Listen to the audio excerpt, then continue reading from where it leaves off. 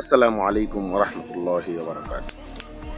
এমনি মন টন ভালো নাই, তারপরও বলছি যে কোনো ভিডিও টিডিও দিব না, কিন্তু এখন দেখি না ভিডিও দেওয়া লাগে।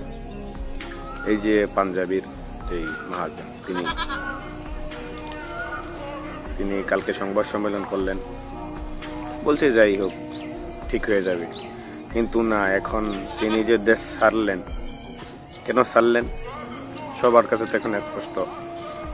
এরকম যদি বাংলাদেশ চলতে থাকে, তারা বাংলাদেশের যে ব্যবসায়ীরা আছে তারা কীভাবে ব্যবসা করবে?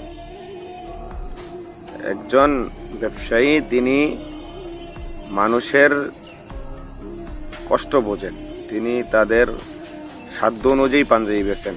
আর আরেক পাঞ্জাবিওয়ালা তার নিজের দাপট দেখিয়ে তিনি প্রধানমন্ত্রীর বন্ধু উইডা হেডা পুলিশ নিয়ে এসে দোকান বন্ধ করে দেয়।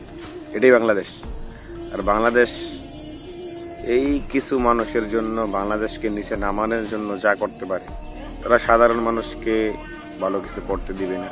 তাদের এটাই তারা ভালো ভালো গাড়ি নিয়ে ঘুরবে, অন্যজন যদি মানুষের পাশে দাঁড়াতে চায় তাদেরকে দাঁড়াতে দিবে না। এটাই বাংলাদেশের এটাই কি বাংলাদেশ?